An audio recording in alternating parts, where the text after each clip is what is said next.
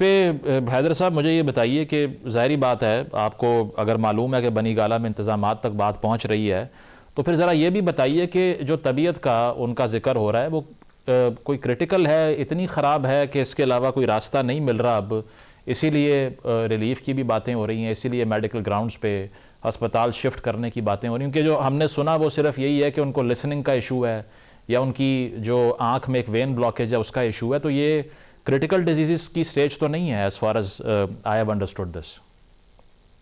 देखें, पहले तो वो अथर भाई ने एक बहुत जबरदस्त बात की, मैं उसको सेकंड भी करना चाहूंगा। इन्होंने कहा कि इमरान खान साहब की रिहाई इमरान खान साहब के ही हाथ में है, इसमें कोई शक नहीं है।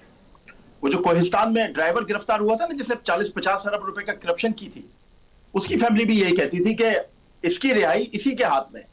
अगर ये अपनी गलती मान लेगा, 40-50 अरब रुपए वापस कर देगा तो रहा हो जाएगा, नहीं मानेगा, डटा रहेगा तो जेल के अंदर रहेगा।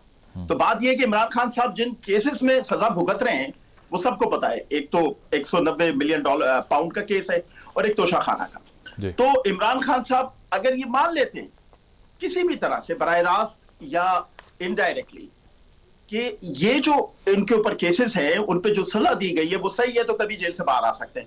वो कहेंगे सजा गलत है तो फिर उनको अदालतों में जाके उसको कंटेस्ट करना पड़ेगा।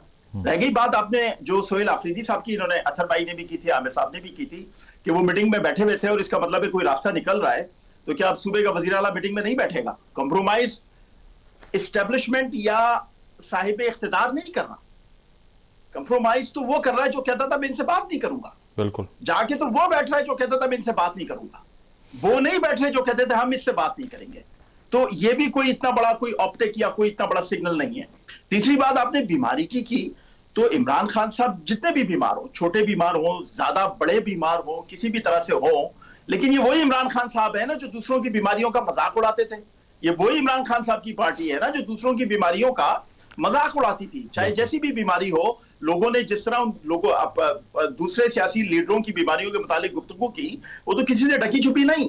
अब रह गई बात इमरान खान साहब कितने बीमार हैं, वो एक अलग बात है, क्योंकि ना मैं उनसे मिला हूं, ना मैं जेल जाता हूं मिलने। जो लोग मिलने जाते हैं उनको पता होगा, जो डॉक्टर्स हैं उनको पता होगा। लेकिन जो सारा बयानिया अब बनाया जा रहा है पीटीआई की तरफ से, वो क्या है? वो ये है कि खान बहुत बीमार है, खान की आंख खराब होने वाली है, खान की तबीयत बहुत खराब है। ये वही लोग हैं ना जो दूसरों की बीमारियों का मजाक उड़ाते थे। तो ये किस मुंह से अब ये बयानिया बना रहे हैं कि खान बहुत बीमार है, उसको लेकिन हैदर भाई, अगर आप ये कहेंगे कि मेडिकल ग्राउंड्स पे वो जेल से बाहर आ सकते हैं, तो आप तो उन्हीं की बात को सेकंड कर रहे हैं कि बीमारी इतनी सीरियस है इसीलिए निकालना पड़ रहा है। नहीं, देखिए बात ये नहीं है कि कैदी आते हैं ना जो कत्ल के मुजरिम है, वो भी बीमारी मेडिकल ग्राउंड पे जेल से बाहर अस्पताल आ जाते हैं ना। ये कोई नई बात थोड़ी है, पूरी दुनिया में ऐसा होता है। ये कोई बहुत बड़ी चीज नहीं है कि वो मेडिकल ग्राउंड पे चाहे कम बीमार हो या ज्यादा बीमार हो अस्पताल आ जाए। मैं तो उस बयानिए की बात कर रहा हूं जो आप 3 साल से दीवार के ऊपर सर टकराते रहे। आप कहते रहे कि ये बीमारियां मजाक हैं, ये बीमारियां झूठ हैं, ये बीमारियां फ्रॉड हैं। आपने 3, 3.5, 4 साल पाकिस्तान का इस तरह के बयानिए बनाकर हशर क्या कर दिया, ये सोचें। आज जो काम आप 3.5 साल पहले कर सकते थे, आज कर रहे हैं। अब आप देखें 3.5 साल आपने इस मुल्क को नुकसान कितना दे दिया।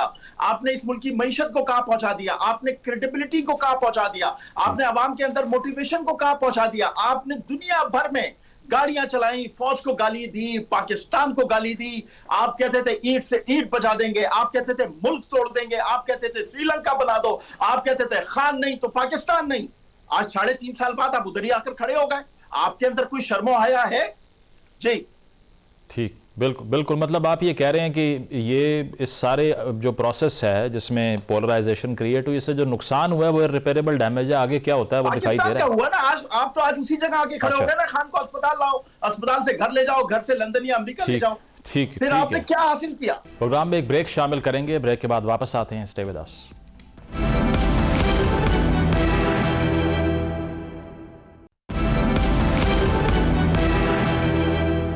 वेलकम बैक नाज़रीन। पैनल हमारे साथ मौजूद है, डिस्कशन को आगे बढ़ाते हैं। अतर साहब, final word from you. Achakzai साहब फिर कहाँ खड़े हुए हैं, क्योंकि जो उनका बयान अभी आया है वो तो खासा रेडिकल है। वो पाकिस्तान की फ़ौज को कह रहे हैं 4 ज़िलों की है। इसकी बेसिस के ऊपर ख्वाजा आसिफ साहब ने भी उन पर तनकीद की है। तो अगर तो बर्फ़ पिघल रही है तो अचकजई साहब को इस तरफ जाने की क्या ज़रूरत महसूस होगी? देखिए, हो सकता, मैंने वो बयान तो नहीं सुना, लेकिन हो सकता है कि उन्होंने कोई नामुनासिब बात की हो। लेकिन जो आपने कहा कि ख्वाजा आसिफ उस पर एतराज करते हैं। ख्वाजा आसिफ इस कौमी असेंबली में खड़े होकर क्या कहते थे आपके इदारों के हवाले से और जंगों के हवाले से? तो Khawaja Asif should have been the last person to comment on it. So मेरा नहीं ख्याल कि ये इज इवन वर्थ कमेंटिंग कि ख्वाजा आसिफ किसी के ऊपर तनकीद कर रहे हैं कि भाई आप इदारों को ये कह रहे हैं, भाई आप खुद इधर क्या कहते रहते थे। दूसरा मसला ये है कि देखें, मसला ये कि 3 साल के बाद भी आज इमरान खान क्यों मसला बना हुआ है? इसलिए कि वो हैंडसम है, इसलिए कि उसका सोशल मीडिया नहीं, मसला इसलिए है कि आपके पास अवामी सपोर्ट नहीं है। 2024 का जो इलेक्शन हुआ उसके नताइज सबके सामने, आप छोड़ दें 45-47 की बहस को, उसके तमाम तर सिंबल्स के बावजूद, मतलब कि मुख्तलिफ सिंबल्स पे इलेक्शन लड़ा गया, फिर भी 47 के मुताबिक, यानी फॉर्म 47 के मुताबिक भी पाकिस्तान तहरीक इंसाफ ने पाकिस्तान में सबसे ज्यादा वोट लिया। तो जब आपको सबसे ज्यादा वोट लिया हो और आप उसके साथ आपका मुकाबला हो, तो फिर आप निजाम को भी चैलेंज होता है और इस हुकूमत को भी चैलेंज है। तो असल इशू इमरान खान साहब की जात नहीं, असल इशू अवाम का मैंडेट है। बाकी देखें, आप ये कह रहे हैं कि जी वो 3 साल पहले मान लेते तो उनको उसी वक्त छोड़ दिया जाता, तो मैं तो यही तो अर्ज कर रहा हूं कि ये कोई मेरिट पे यहाँ पे नहीं हो रहा। मजाक का खेज है ना, मतलब 9 मई के इल्जामात जो लगे वो इतने सीरियस हैं कि वो सिर्फ एक अपॉलॉजी से एसोसिएटेड हो गए। एग्जैक्टली और फिर मसला ये ना कि जिसने कोई गलत किया तो उसको सजा मिलनी चाहिए, लेकिन 3 सालों, अब 2 साल से तो खान साहब जेल में, आपने कभी उनको किसी अदालत में पेश होते हुए देखा? उनके लिए तो अदालत भी जेल के अंदर लगती है, बाकी सब के ऊपर भी केसेस चले। और मैं उस वक्त भी कहता था, मेरे ये चीज रिकॉर्ड पे मौजूद है, जब एतजाज एहसन साहब ने भी कहा कि वो हार्ले स्ट्रीट क्लिनिक शरीफ खानदान का, मैंने उस वक्त भी कहा था कि ऐसी बात नहीं होनी चाहिए।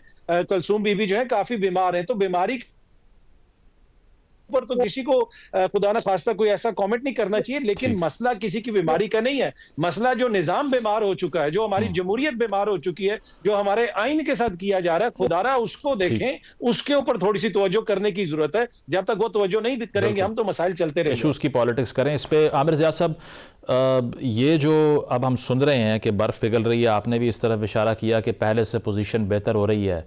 अब अगर पाकिस्तान की पॉलिटिकल ट्रेजेक्टरी देखें तो पीटीआई जब रूल कर रही थी तो 15-16 बाई इलेक्शन हार गई थी, इसीलिए कि मुस्लिम लीग नवाज़ का बयानिया एंटी इस्टेब्लिशमेंट था, अभी पीटीआई का बयानिया एंटी इस्टेब्लिशमेंट है। अगर दोनों का बयानिया एक तरफ ही चला जाएगा, खामोशी पीटीआई भी इख्तियार कर लेगी, तो इसका मतलब यही समझें कि उनकी पॉपुलैरिटी भी गई इसके बाद। बात ये होती है कि इस्टेब्लिशमेंट इस मुल्क में मकबूल भी रही है कि बाद जब ऑपरेशन ज़रबे अज़्ब हो रहा था राहिल शरीफ साहब के जमाने में, तो उस वक्त at the zenith of its popularity थी पाकिस्तान आर्मी, ठीक है ना। बात ये थी कि अगर फौज और अवाम एक दूसरे के साथ खड़े हों, वो फौज जो है अवामी मंगों की तर्जुमानी कर रही हो, अवाम को जो है उनके फैसलों पर भरोसा हो, तो चीजें जो आज आपको एक खलीज नजर आ रही है वो मिनटों में खत्म हो जाएगी। और वही चीजें जो है वो साथ, देखिए ना, कोई भी मुल्क, कोई भी वर्किंग डेमोक्रेसी, कोई भी रियासत जो है वो, उसमें ये नहीं होता कि सिविलियन और मिलिट्री एक दूसरे से कुश्ती लड़ते रहे हमेशा। हमेशा अगर आपको मुल्क को आगे लेके जा रहे हैं, सब अपने अपने दायरे कार में काम करते हैं, कहीं ना कहीं पे एक तवाजुन लेकर आते हैं और मुल्क को आगे लेके जाते हैं। हो सकता है पाकिस्तान में क्योंकि सिविलियन इदारे कमजोर हैं तो फौज को जरा सा मतलब अलायंस शेयर हासिल हो, लेकिन ग्रेजुअली जो है आप उस चीज को जो है इसमें तवाजुन लाया जा सकता है।